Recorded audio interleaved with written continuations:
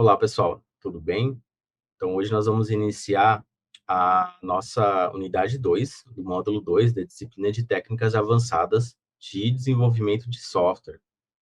Nessa nossa unidade, o nosso assunto é sobre o modelo MVC. O conteúdo que a gente vai discutir nessa nossa aula, nós vamos falar sobre os padrões arquiteturais, olhando para uma visão física e de desenvolvimento, e as arquiteturas de aplicação, olhando para uma visão lógica e uma visão de processo. Dentro dessas visões físicas de desenvolvimento, nós vamos falar sobre os estilos arquiteturais mais comuns, a arquitetura monolítica, a arquitetura em camadas, a de repositório, cliente-servidor e duto e filtro.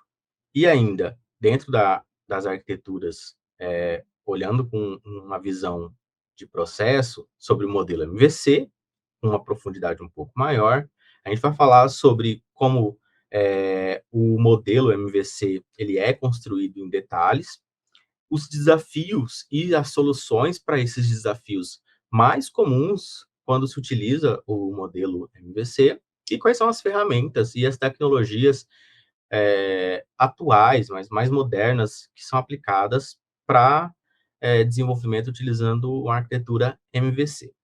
Então, primeira coisa, né, dentro dos estilos arquiteturais que a gente encontra, primeiro que a gente sempre vai usar como base é a arquitetura monolítica.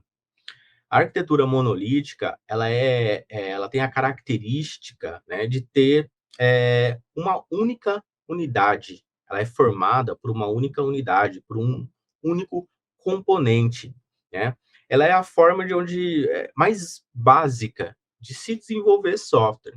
Então, quando vocês em programação, por exemplo, desenvolveram um programa para executar um algoritmo, uma determinada tarefa, muito provavelmente esse programa que foi desenvolvido, ele é um monolito, né? Ele é uma unidade única, ele é uma construção única, um único ponto de utilização de recursos computacionais para executar um processo. Então, todos esses elementos, eles são juntados, né, são organizados em um único elemento. E elas dependem todas uma das outras. É o que a gente costuma dizer que é tudo junto, né? Então, o programa ele é feito como uma coisa só. E, normalmente, ele é um conjunto único de elementos e componentes que vão se juntar para realizar uma determinada atividade. Ele tem o que nós chamamos de um acoplamento extremamente forte, né? Seria até estranho não ter um acoplamento forte, já que ele todo é um elemento só, ele é uma coisa só. Ele tem o que nós chamamos também de uma conexão forte entre as partes, né? As diferentes partes, os diferentes elementos de um determinado programa, elas são intrinsecamente ligadas entre si, né? Isso indica que, caso haja uma alteração em qualquer elemento dentro desse monolito, isso muito provavelmente vai impactar todos os outros elementos, vai impactar todo o programa. Ele possui uma característica que nós chamamos de implantação única, né? Quando você precisa atualizar, colocar em produção para ser utilizado esse programa, ou atualizar esse programa, corrigir, enfim, qualquer alteração que for feita nesse programa, ela vai ser feita em todo ele, né? Em todo esse monolito. E é por isso que ele tem esse nome, né? Esse nome remete a uma pedra muito grande, né? Um elemento que é formado por uma única pedra.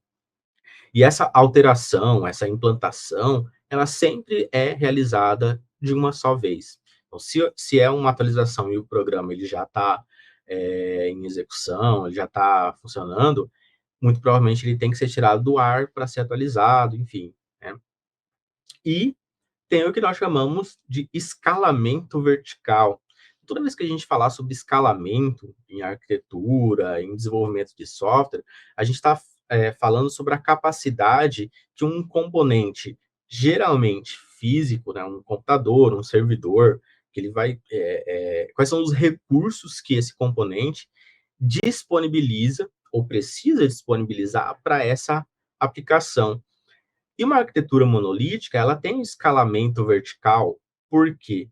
Para que se haja um aumento, né, do processamento, para que esse software, essa aplicação consiga realizar mais atividades, seja por algum tipo de demanda externa, mais utilizadores, mais usuários utilizando, né, o programa, para que ele consiga lidar com essa capacidade maior de processamento, a gente precisa exercer o que nós chamamos de escalamento vertical, que é o aumento de recurso computacional para aquele servidor, para aquela máquina que está executando aquele monólito, né, monolito.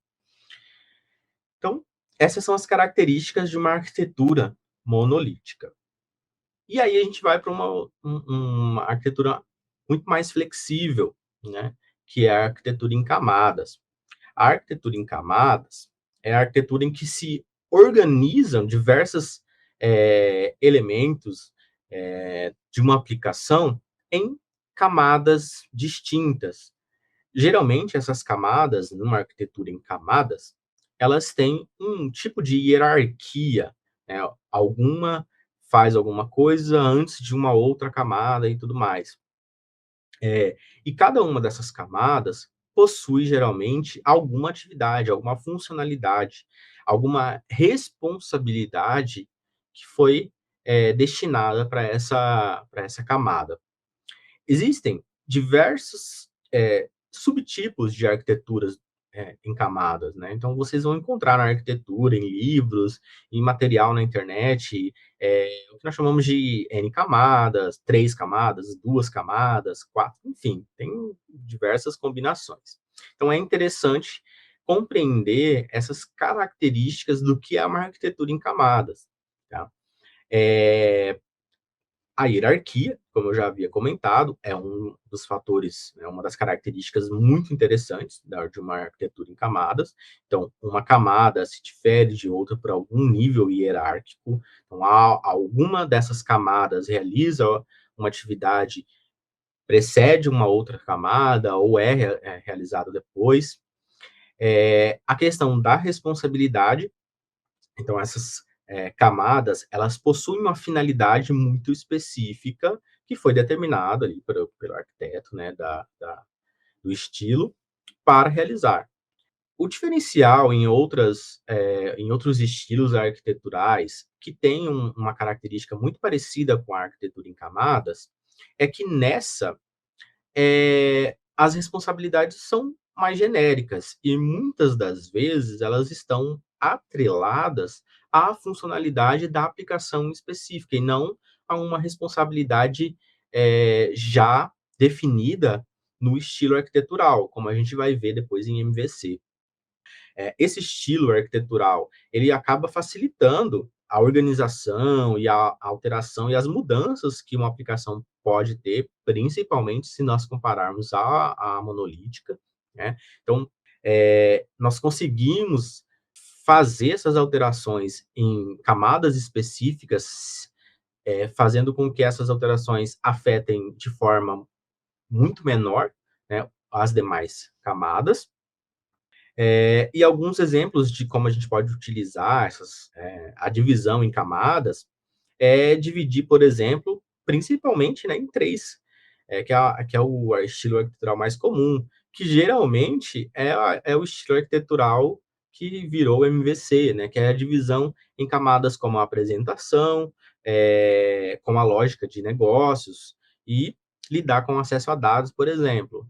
Mas a arquitetura em camadas, ela prevê aí que você pode ter diversos estilos arquiteturais divididos nessas camadas.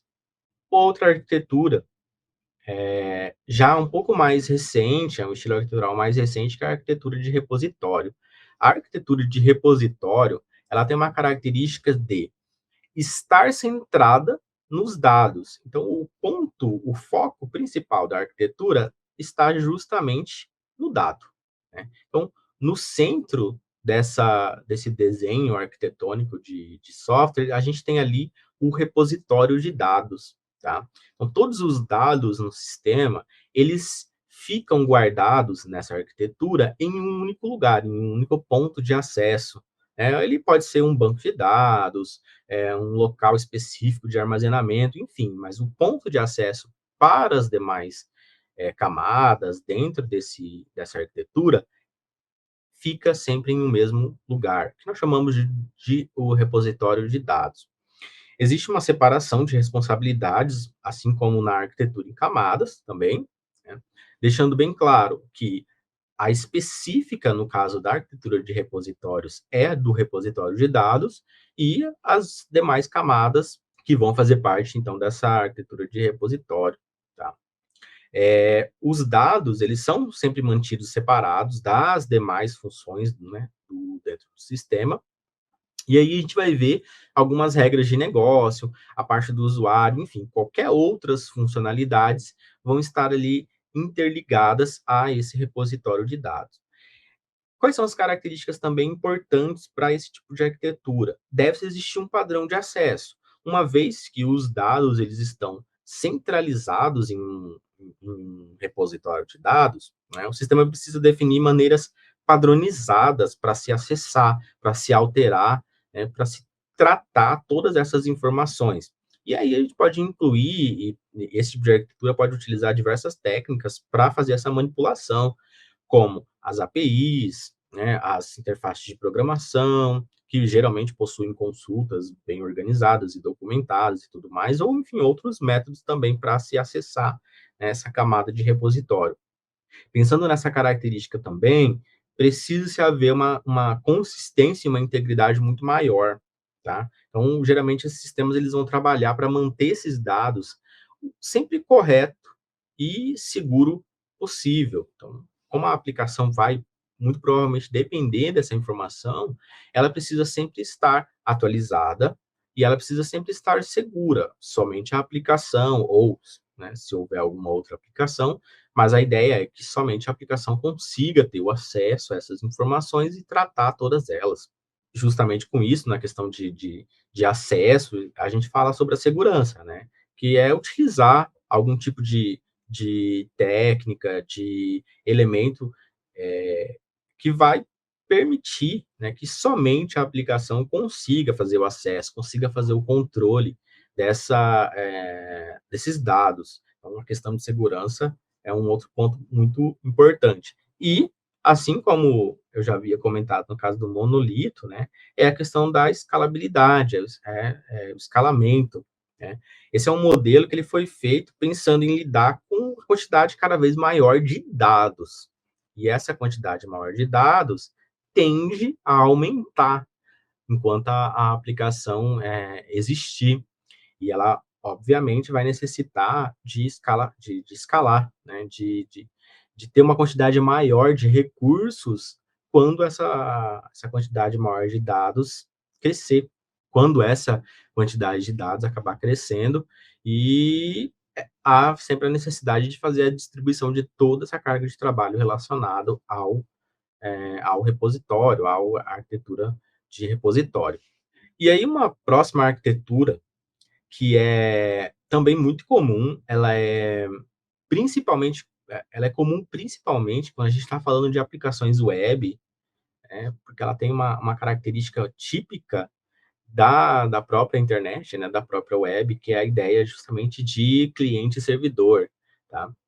A arquitetura cliente-servidor é uma arquitetura já um estilo arquitetural bem antigo, bem consolidado. Ela basicamente divide a aplicação em duas camadas, que é a camada cliente e a camada servidor. Na camada cliente, a gente está falando sobre a parte da aplicação que o usuário utiliza, que ele vê, né, que ele vai manipular suas informações, inserir as informações ou receber o resultado do processamento. E a parte do servidor. A parte do servidor é a parte que fica ali nos bastidores, né? É a parte que vai tratar toda a lógica da aplicação, que vai ter acesso aos dados que estão armazenados em banco de dados, em algum arquivo, na internet, enfim, em algum lugar, né? Geralmente é o lugar onde os computadores, né, os elementos mais potentes de computação vão ficar, vão hospedar, que é justamente a parte do servidor. característica muito importante para esse tipo de arquitetura é a questão de comunicação, tá?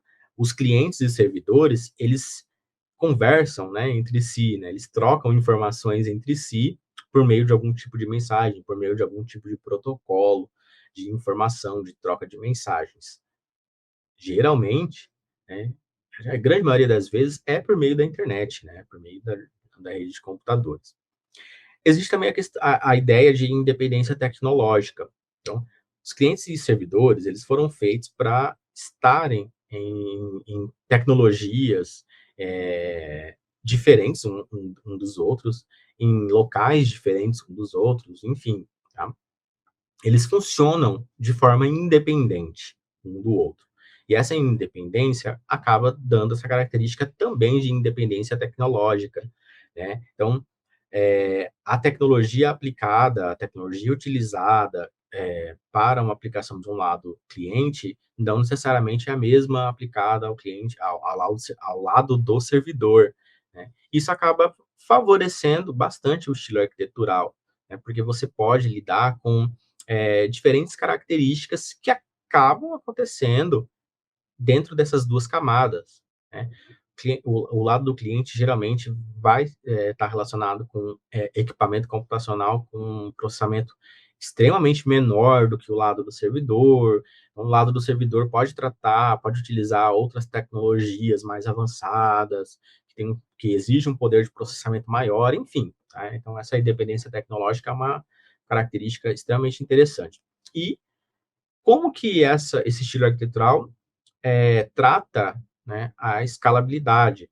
Ele precisa também escalar, tá? E esse modelo ele permite principalmente a adição de mais clientes sem que se haja uma sobrecarga dos servidores. Facilita, então, a distribuir a demanda de processamento, né, dentro dessa aplicação entre cliente e servidor, e acaba se tornando vários clientes para servidor. Uma outra arquitetura mais recente também e bem interessante é a arquitetura de pipeline, ou em alguns materiais vocês vão encontrar como arquitetura de duto e filtro. Tá? Essa arquitetura, ela, ela tem uma maneira de organizar a aplicação como se ela fosse uma linha de processamento, né? Uma etapa de processamento. Ela foca todo o estilo, todo o desenho, pensando em etapas que devem ser seguidas para se atingir um objetivo. Tá? E existem alguns elementos que vão compor essa arquitetura. O primeiro delas são os dutos. Né? Os dutos, eles são vistos como um espaço, é como se fosse um cano realmente, tá? Onde essas informações, onde um elemento de informação, um dado, ele vai trafegar, ele vai passar de uma etapa para outra etapa. Então, os dados acabam passando aí por esses dutos e eles vão passando para cada um dos filtros. Fazendo analogia à arquitetura em camadas, por exemplo, a gente pode pensar nos filtros como uma camada dentro dessa arquitetura de duto e filtro. Mas para a gente seguir a nomenclatura utilizada pela arquitetura, a gente vai chamar de filtro realmente. Tá? Os filtros, eles são essas partes do programa que fazem algum processamento específico, que realizam uma atividade específica. Ele tem uma responsabilidade determinada, né, sobre esses dados que eles recebem por meio dos dutos. Tá? E aí existem algumas características interessantes. A independência, né, dos filtros. Então, a ideia da arquitetura é que cada um dos filtros funcione de forma independente. Ele funcione sozinho, sem que ele dependa dos outros filtros para funcionar. Isso acaba tornando o sistema mais flexível, acaba facilitando também a utilização dos filtros, né, em outras aplicações, em diferentes programas. A flexibilidade da composição. Né? Nesse tipo de arquitetura, esses filtros eles podem ter sua ordem, sua disposição alterada, né, para se criar resultados de processamento diferentes, né? Coisa não é uma premissa de outras arquiteturas em camada, enfim, então não tem essa flexibilidade de realizar uma composição diferente, como tem na arquitetura de pipeline. A manutenção nesse tipo de arquitetura, ela é muito mais fácil. Então, fazer a mudança, consertar um filtro, na grande maioria das vezes, não afetam os outros filtros. Então, isso pode ser feito sem que haja problemas maiores em questão de manutenção, em parar um filtro, em ter que atualizar, corrigir. Então, é mais fácil do que nas outras arquiteturas.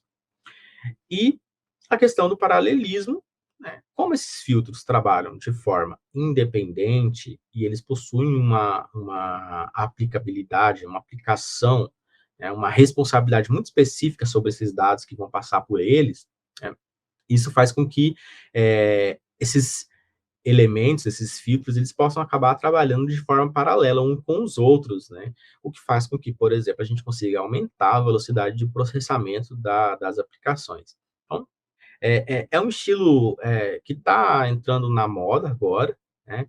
Ele, na prática, ele é muito utilizado, ele é bem interessante para ser utilizado em programas, por exemplo, como edições de imagem, é, no caso de um programa de edição de imagem, por exemplo, o que passa por esses dutos é uma imagem, né?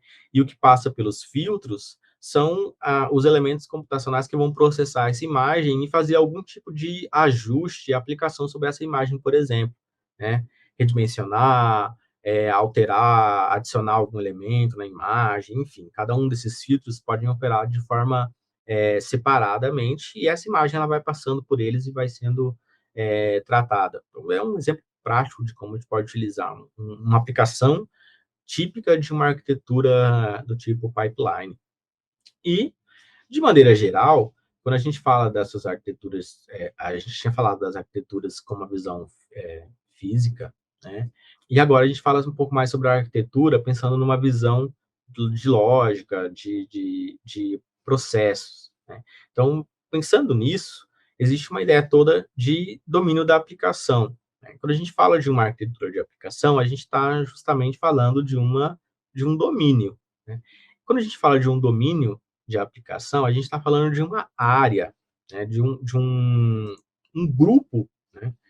Um ambiente específico na qual um tipo de software ele é muito comum, ou ele é desenvolvido para aquele ambiente muito comum, né? E cada um desses domínios, cada um desses ambientes, eles possuem particularidades, possuem características, desafios que são parecidos entre si, eles possuem necessidades muito parecidas, né?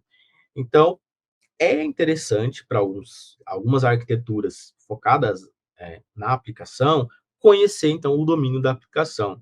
Existem diversas abstrações, né, de domínio de aplicação que a gente pode ver hoje em dia. Então, os mais comuns, a gente fala sobre sistemas de processamento de transações. Sistemas de processamento de transações são aquelas que vão fazer atividades típicas de comprar, vender, pagar, um site de um comércio eletrônico, um sistema de um supermercado, enfim, que vai trabalhar com esse tipo de transação.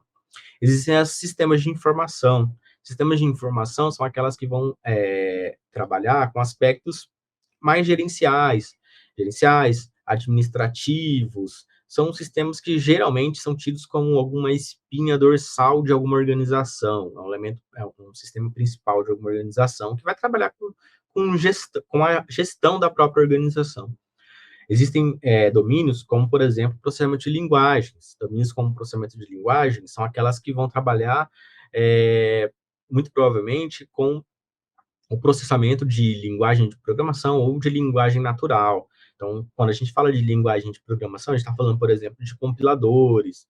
Se a gente estiver falando de banco de dados, a gente está falando sobre linguagens de consultas de banco de dados.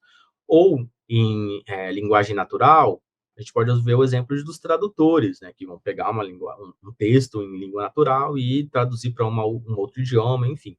Mas aqui são alguns exemplos de abstrações de domínios de aplicação. Pensando, então, nos domínios de aplicação, a gente vai ingressar no nosso modelo, o modelo MVC. O modelo MVC, como vocês podem dar uma olhada, eu fiz duas imagens para a gente explicar o modelo MVC. Por quê? existem uma infinidade de maneiras de se observar esse modelo arquitetural, né? Existem diversas combinações diferentes, existem variações desse modelo arquitetural, que vocês vão poder ver nos materiais, depois consultando na internet e tudo mais. O importante é conhecer os conceitos por trás do modelo, tá? Então, o MVC é um acrônimo ali para modelo, visão, controlador, tá? Ele não é só um padrão arquitetural, mas ele também, hoje em dia, já é tido como uma filosofia de design, de desenvolvimento de software, tá? Em que uma aplicação, ela é separada nessas 3 camadas, que possuem responsabilidades, bem específicas, né? Se vocês derem uma olhada aqui, eu fiz uma outra, né, mostrei uma outra forma de se visualizar esse mesmo modelo, tá? Cada componente vai desempenhar um papel específico dentro desse sistema, e esses componentes, eles possuem características de acordo com a filosofia do modelo MVC, né? Então, só para explicar que não necessariamente, né, eu vou voltar aqui rapidinho, ó, não necessariamente a, a camada é especificamente MVC. Então, é uma camada modelo, é uma camada visão, ou é uma camada controlador, tá? Eles podem ter diversos componentes que têm essa característica de visão, que tem essa característica de controle, que tem essa característica de modelo. O que é importante num modelo MVC é entender todo esse conceito por trás do estilo arquitetural. Então, o que é uma visão? O que é um controle? O que é um modelo? Quais são as suas responsabilidades e características e tudo mais. Então, vamos começar aqui. Um modelo, tá? O modelo, ele tem a responsabilidade de tratar dos dados. Ele tem responsabilidade, né, de atuar como o centro da aplicação, tá? Por mais que a gente imagina ali que talvez o controlador seja o centro, mas aí a gente vai ter que entender um pouquinho quais são as suas responsabilidades. A responsabilidade do modelo é a responsabilidade de representar a estrutura de dados da aplicação. É ele quem vai encapsular toda essa informação da aplicação. Essa é a responsabilidade principal dele. Quais são as atividades que um elemento dessa camada, né, um elemento do tipo modelo tem? Ele tem a finalidade de fazer o armazenamento, recuperação, validação e trabalhar com a lógica de negócios. Então, essas são todas as atividades que estão relacionadas ao modelo. A visão, a visão ela tem a responsabilidade de fazer a apresentação, é a interface com o usuário, tá? Então, a visão, ou a view em inglês, né, no padrão MVC, ela é tida como uma vitrine, né? Ela é aquilo que o usuário vê da aplicação, né? Tudo que está visível para o usuário provém dessa camada, provém desse lugar, né, dessa visão. É o componente, né, são os componentes que têm a responsabilidade de apresentar as informações para o usuário e de receber, né, as informações e repassar, ou receber as respostas e também passar isso para dentro da aplicação, tá? Então, em termos mais práticos, a visão é a parte do sistema que o usuário vai visualizar, vai interagir diretamente. E pode ser um site, pode ser um aplicativo móvel, pode ser um programa desktop, enfim, a visão é aquilo que o usuário vai conseguir lidar, né? Vai conseguir interagir mesmo, tá? Além da exibição, né, que é uma das atividades da visão, ela também vai lidar com questões como a formatação, então, como que eu vou mostrar esses dados, qual questão de interação humano-computador mesmo, né? Qual o layout, qual o desenho que eu vou utilizar, quais são os estilos, quais são os elementos interativos, como que essa interação vai ser realizada, dentro desse elemento que está sendo apresentado. Enfim, essas são as atividades típicas da parte de visão. É interessante, eu coloquei ali a lógica de negócios, né, com uma interrogação, porque é o seguinte, né, Existe uma lógica por trás da interface. Se essa lógica for relacionada à manipulação de eventos, à validação de dados em termos de interface e tudo mais, faz muito sentido ela existir dentro de um componente como visão. Se ela não for uma lógica de negócio que esteja, se ela for uma lógica de negócio que esteja relacionada à aplicação, ao domínio da aplicação, então não faz muito sentido ela existir dentro de uma camada de visão, por exemplo. E, por fim, a camada controlador. O controlador, ela é tida como o maestro, ela quem coordena a interação entre o usuário e o sistema em si. Ele tem a responsabilidade de receber, né, as entradas, receber os eventos que foram processados pela camada de visão, interpretar ela e passar isso para a camada correspondente, para a lógica de negócio correspondente, que muito provavelmente vai estar relacionado com algum dos modelos. Tá? Então, as atividades típicas do controlador é realizar a manipulação, a coordenação, é, a atualização também dessas informações. Então, a gente vê que no modelo MVC existe uma sequência, né, de entradas, que inicia na visão, chega até o dado, chega até o modelo, e existe a atualização, né, o retorno, que é a resposta de um processamento, que vai ali do modelo, passa de volta pelo controle e é apresentado na visão. Então, o controlador ele tem essa responsabilidade de fazer as atualizações nos demais componentes, no caso do modelo da visão. É ele, então, quem faz o processamento e o controle disso tudo, como comentei, né? Ele é o maestro disso tudo. E assim como na visão, em alguns casos, é interessante que se tenha algum tipo de lógica de negócios, se essa lógica de negócio, obviamente, estiver relacionado com a responsabilidade do controller, que é a responsabilidade de fazer o processamento, que é a responsabilidade de fazer a interação entre essas duas partes. Então, se a lógica estiver relacionada a isso, faz sentido que ela exista, né? Faz sentido que esse componente, que essa função exista ali dentro desse controlador, por exemplo.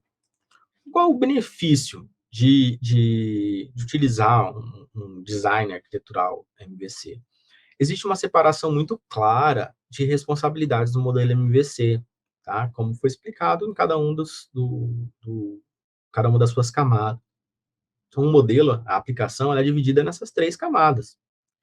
Modelo, vai tratar de dados, visão, vai tratar da interface com o usuário, e o controle, que vai tratar da intermediação entre eles.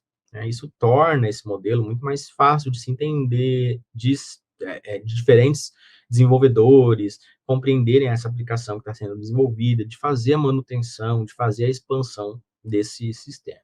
Outro benefício é que essa característica também facilita bastante a reutilização de código, né?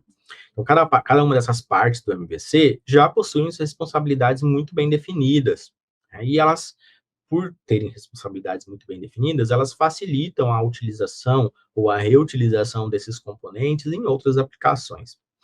Permite também uma facilidade muito maior de se manter, né, de fazer a manutenção e de testar esses elementos, tá? Então, em conjunto, né, a ideia da separação de responsabilidade acaba favorecendo todos esses outros benefícios.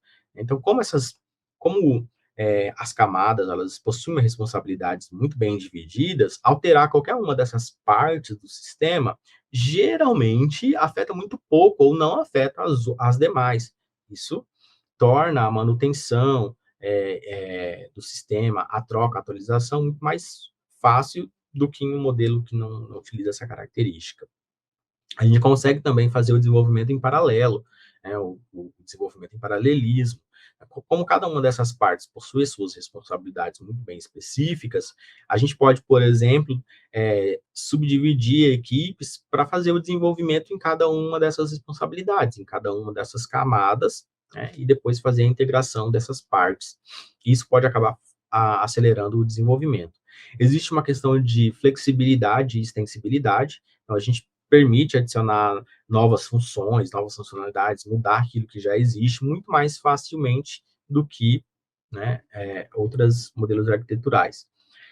Permite também um suporte a diferentes interfaces de usuário, então como a camada de visão ela está separada da lógica dos dados e ela possui uma outra camada de intermediação, a gente consegue utilizar diferentes interfaces para uma mesma aplicação, o que é muito comum, principalmente quando a gente está falando da web, né? Muitas dessas aplicações elas ficam disponíveis em diferentes tipos de interface e mesmo em diferentes tipos de tecnologias. Então, eu posso ter uma mesma aplicação rodando num site, em uma aplicação para um Android, em um desktop, recebendo, enfim, algum tipo de arquitetura orientada a serviços, fornecendo algum serviço, web service, enfim. Tá? Então, essa é a característica, são os benefícios que esse estilo arquitetural acaba fornecendo.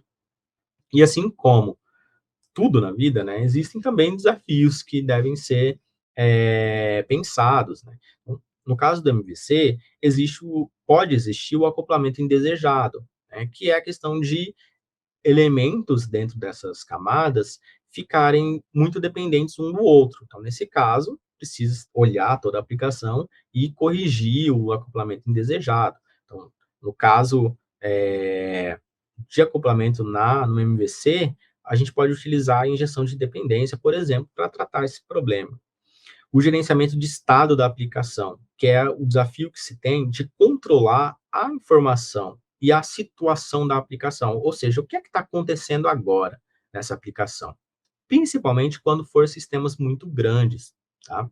E aí, existem outros padrões também, por exemplo, o padrão observador e outros padrões de design que podem ser utilizados para resolver esse problema.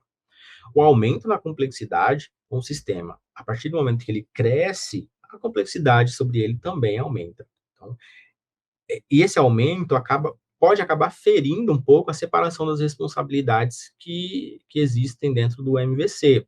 Tá? Então, tem que sempre buscar manter essa separação de responsabilidade, usar técnicas de modularização, padrões de design e as boas práticas para garantir que isso não aconteça. Existe também o compartilhamento excessivo da lógica entre modelo e a visão, né, como é uma coisa que pode acontecer. Eu comentei que existem alguns tipos de lógicas de negócio que são possíveis em camadas diferentes. Então, se isso acontecer com uma grande frequência, é um problema. Então, tem que manter assim, a ideia, né, da separação de responsabilidade. Outra questão são as atualizações desnecessárias que podem acontecer na visão, acaba diminuindo o processamento, a performance do sistema, e a questão de manutenção do roteamento no controlador, ou seja, esse controlador, ele pode ficar, se a aplicação ela cresce, ele pode ficar tão grande que os caminhos possíveis para essa aplicação se torna demasiadamente gigantesco e acaba fazendo com que a manutenção do roteamento, né, das trocas, da intermediação entre o controlador e visão e modelo, fica muito confuso e muito grande. E aí, quais são as ferramentas e tecnologias que podem ser utilizadas junto com o MVC? Né? Então, pensando ali no desenvolvimento web, a gente pode utilizar o ASP.NET, MVC, o Ruby on Rails, para quem for desenvolver em Ruby, para Python, o Django, para Java, o Spring MVC, utilizando JavaScript, o Angular, o React, o Node, né, o Flask também para desenvolvimento utilizando o Python, por exemplo, pensando em desenvolvimento web. Quem estiver pensando em fazer uma aplicação desktop, pode utilizar ali o JavaFX, né, utilizando Java. Quem for para macOS, por exemplo, o Cocoa, para desenvolvimento de aplicações desktop. E para desenvolvimento móvel, a gente pode utilizar o Angular também, né? O React Native, quem quiser trabalhar com desenvolvimento em JavaScript para dispositivos móveis, o Xamarin, por exemplo, enfim, existem diversas tecnologias e ferramentas que podem ser utilizadas para trabalhar com o MVC, independente ali de qual o ambiente, né? Se web, desktop ou dispositivos móveis. E falando ali sobre o nosso caso de estudo de caso, nosso gerenciador de tarefas, né? Como que essas questões arquiteturais vão entrar dentro do nosso estudo de caso? Então, nosso estudo de caso trata-se do desenvolvimento de um sistema web simples para fazer o gerenciamento de tarefas.